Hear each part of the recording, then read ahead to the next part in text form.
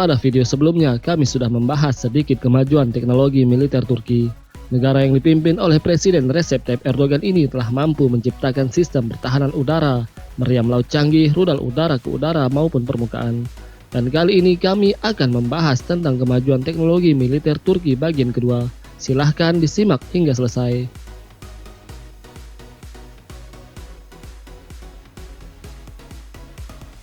Ketua Parlemen Turki Mustafa Şentop mengatakan fasilitas dan teknologi militer Turki berpotensi mengubah konsep perang dan konflik di dunia. Potensi fasilitas dan teknologi militer Turki sebagian sudah ditunjukkan di beberapa medan pertempuran, seperti di Suriah dan Libya, perang Nagorno-Karabakh, serta yang terbaru peperangan antara Rusia dan Ukraina. Apa yang terjadi pada militer Turki di era Presiden Erdogan ini sungguh sangat menakjubkan.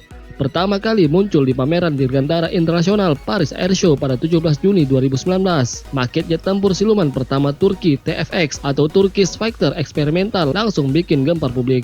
Industri Dirgantara Turki atau Turkish Aerospace Industries menjulukinya jet tempur siluman pertama umat muslim.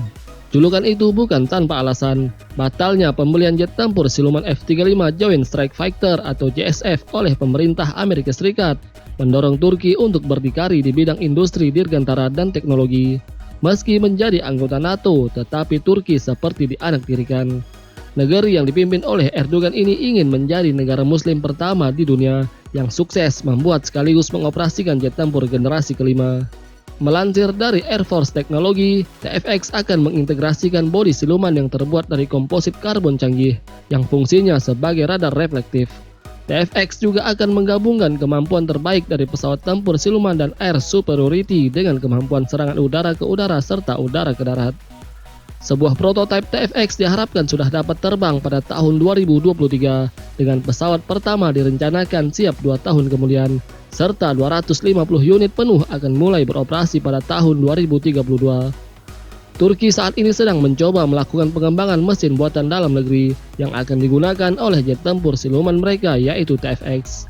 Kepala Presidensi Industri Pertahanan Ismail Demir meminta perusahaan-perusahaan dalam negeri Turki dapat bekerja sama untuk mewujudkan mesin jenis turbofan yang dibutuhkan tersebut.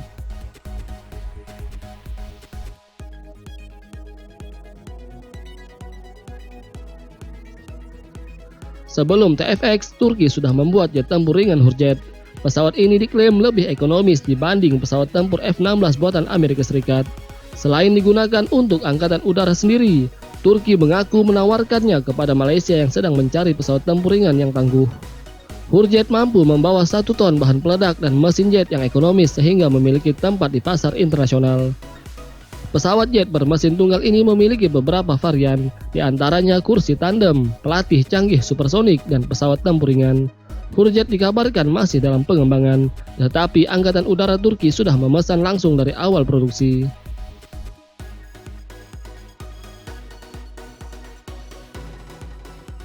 Selain itu ada juga helikopter serang T-129 Attack.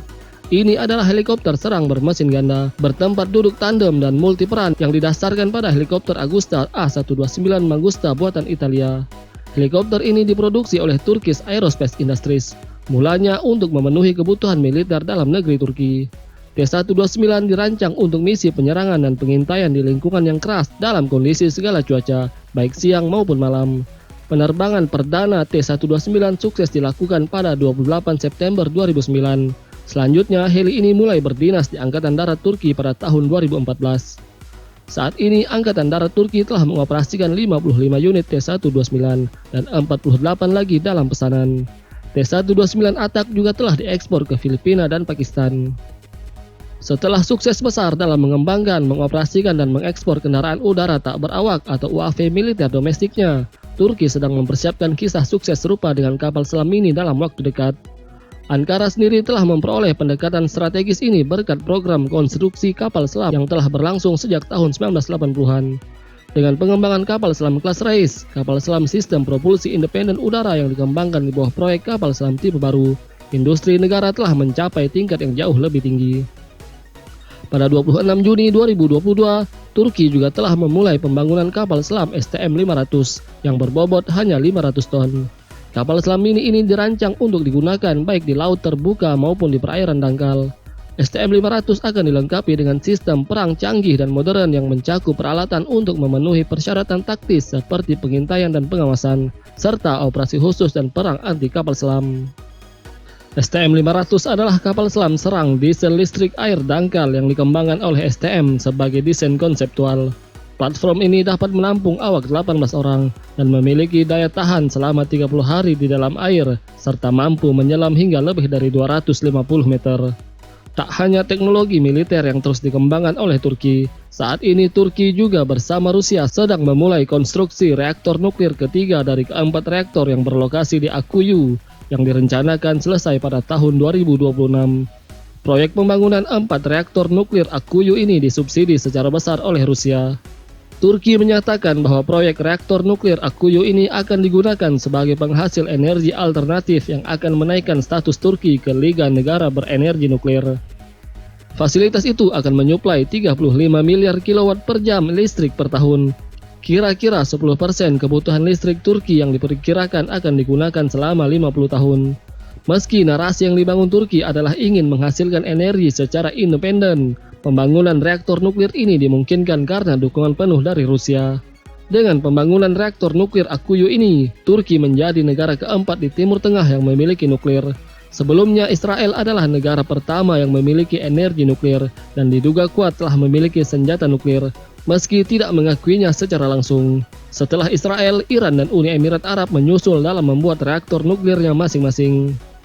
Untuk sekarang, Erdogan menyatakan bahwa ini hanyalah proyek persahabatan Turki-Rusia dan tidak lebih dari itu. Namun seluruh mata dunia akan terus tertuju ke proyek ini. Kecurigaan ini diharapkan tidak akan melahirkan masalah baru di masa depan. Belum lagi Turki baru-baru ini membentuk kerjasama militer dengan Kazakhstan, yakni negara penyedia 35% uranium dunia. Kerjasama Turki dan Pakistan juga dicurigai bertujuan untuk memproduksi uranium yang diperkaya di luar batas wajar untuk dijadikan senjata nuklir. Jadi bagaimana pendapat kalian tentang video kali ini? Silahkan tulis di kolom komentar.